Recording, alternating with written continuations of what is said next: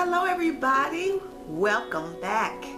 I know it has been a long time since I've been on this particular channel. My first video I think was like 2 years ago. It's probably been a little bit longer than that, but I actually had I wanted to use this channel to get a little bit more personable with people, and it just kind of fell off, I think. You know, trying to keep up with the channel that I had with the inspiration and doing my tutorials, and it was almost like I just couldn't make time for this channel. So now that I think I'm kind of settled down in my new routine in my life here, now that I'm back in Memphis, I want to continue what I initially started to do with this channel. And this is just girl talk and keeping it real. And this channel may not be for everybody, because this is the channel that I want to use to vent and to express how I feel about a lot of things, because I'm human. You know, I think a lot of times when you try to be inspirational and most of the time you're like encouraging people don't think that you actually go through stuff. Like, I go through things just like everybody else, and sometimes it's just a way of venting and getting it out. It's not for therapy, but it's just a way of saying what you want to say, and hopefully people who experience some of the same things or just want to chime in or share their thoughts or whatever. It's a connection. It's a way that you can connect with people across the country that you might otherwise not ever meet. You know, I've met some wonderful ladies that I chat with here on YouTube, and I'm grateful for that. You know, that I can actually talk, and I'm saying outside of the channel. You know, I've given out my email address to people before, and you know, we've actually chatted, you know, back and forth through email, and who knows, it may be something one day that we, you know, end up being in the same area or meet up somewhere and just, you know, be able to meet each other. This is an awesome way, I think, of meeting people. But it is Christmas Eve, guys. I have my wine here tonight, and spending this holiday by myself. And you know, a lot of times you know, this is just my thoughts, how I feel about it. You know, a lot of times people get so bent out of shape about this time of the year. I know that this time of year can bring a lot of sadness because people have lost loved ones, and Christmas and Thanksgiving and Mother's Day and Father's Day tend to bring out those emotions, because it makes you think about those loved ones that you spent these holidays with and shared some moments with and memories, and it can often make you feel sad. But as far as the holiday itself, I have gotten past the point where I feel like I'm missing out on something if I don't have a bunch of gifts, or I'm not sitting down at turkey and dressing. You know, it's not that for me anymore. It's more or less,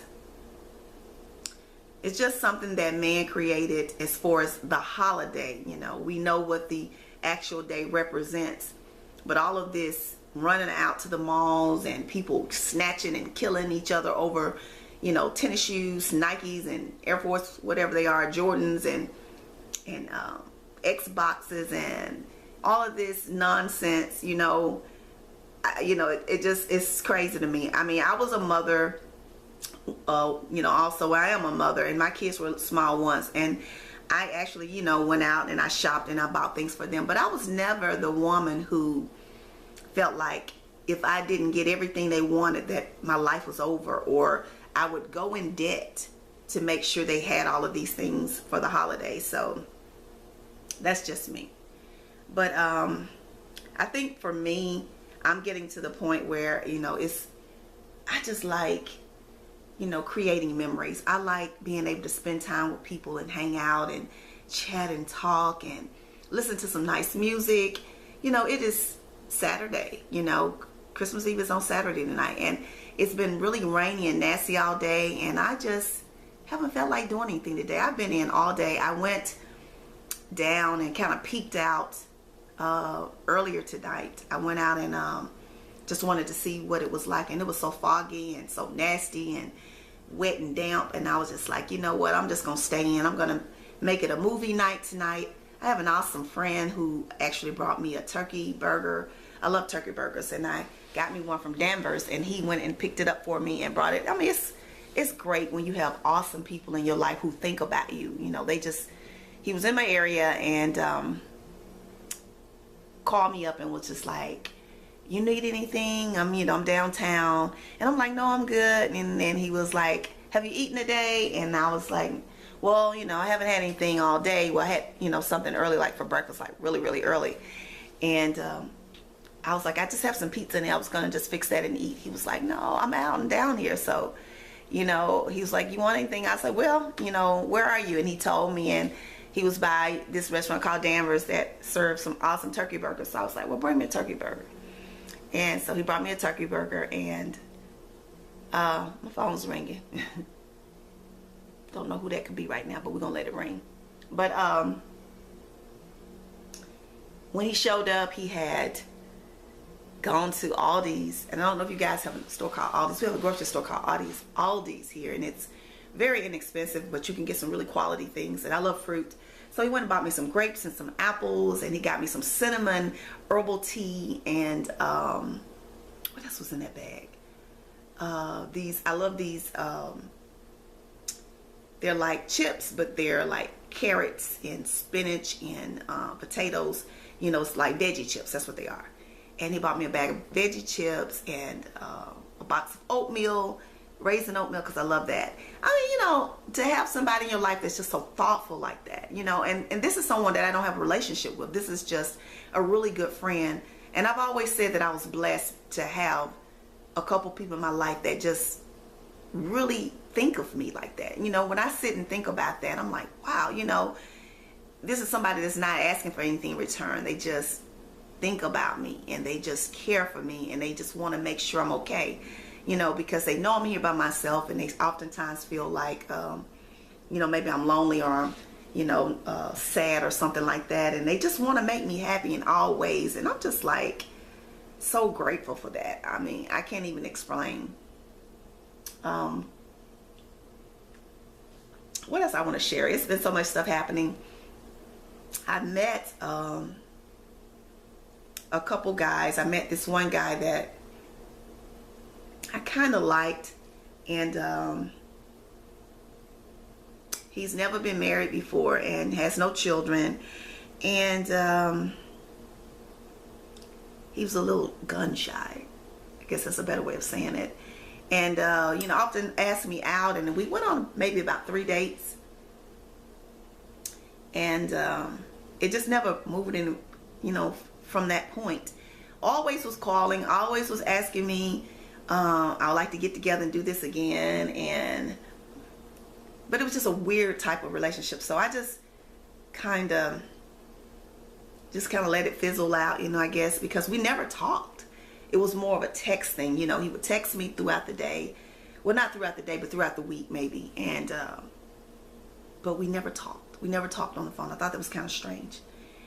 And I met this guy, I know this guy from home who has been trying to pursue me now that I've moved back to Memphis. And I thought that was really weird that I moved back home for almost 2 years. And he went to worship service with me once, and we went to dinner once at Red Lobster. And he had recently been divorced, so I think he was still dealing with a bunch of things that was going on in his mind and trying to get past that fresh, divorce. Somebody had been married 20 years. I think that's a lot. And for me, actually, I think if it was me, I probably wouldn't have been able to move that fast into a relationship or even dating. But I think he was just trying to move on, and was kind of interested. And so he asked me out. And I mean, he was really nice, and I really found him to be attractive, and I could see myself getting to know him better.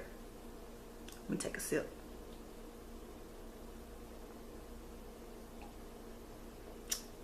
But he called me up. He called me up once and was like, you want to go to dinner? And I was like, yeah, sure. And he was like, I got some running around to do. And he said, and I'll call you back. Well, he waited a while, and then he called me back. And he called me back and said that his mom had an emergency and that he was going to have to break the date, and that, you know, he could get a rain check. You know, of course, what am I going to say to that? You know, his mom needed him. So I was like, okay, you know, and from that point on, I never got that call back.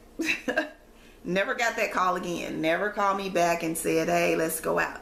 Well, I went home for Thanksgiving, and he saw me, you know, because I was posting random things that I was doing.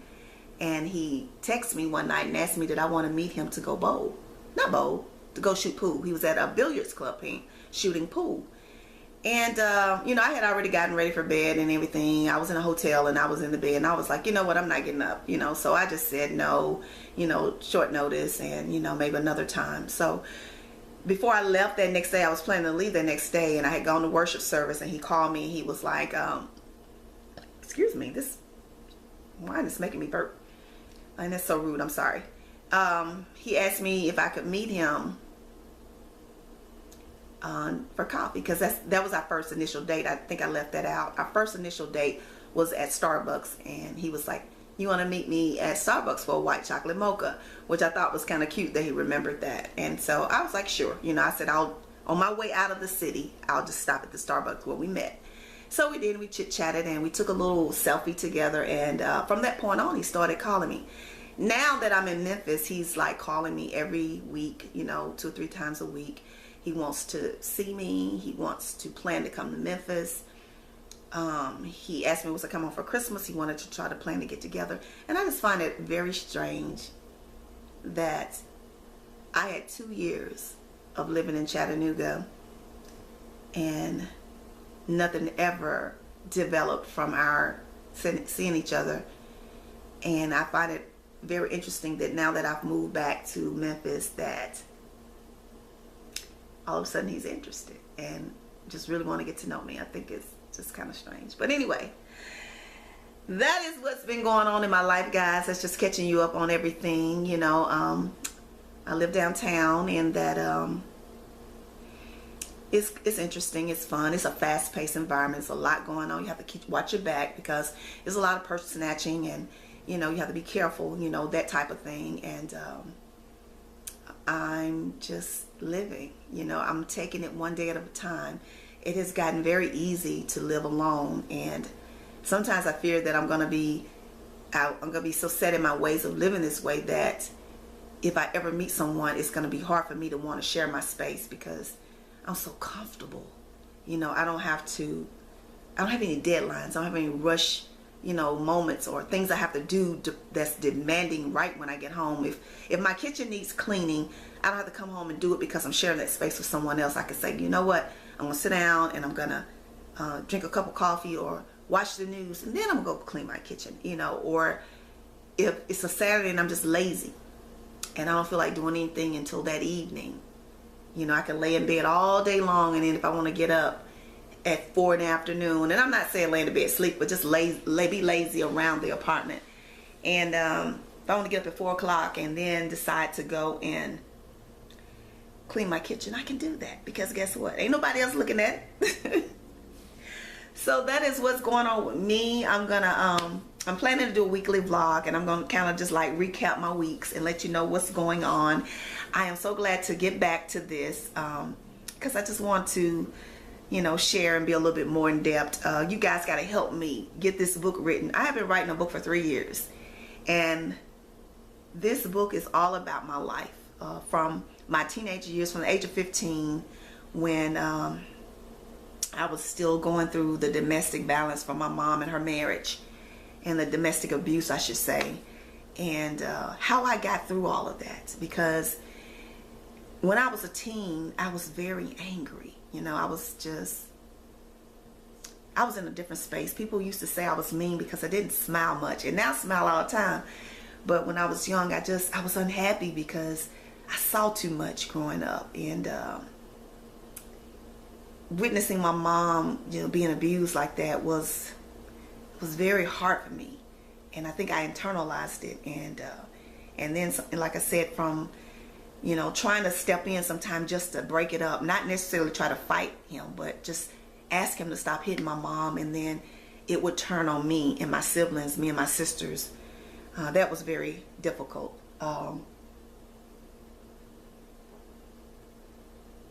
Going from that to a marriage that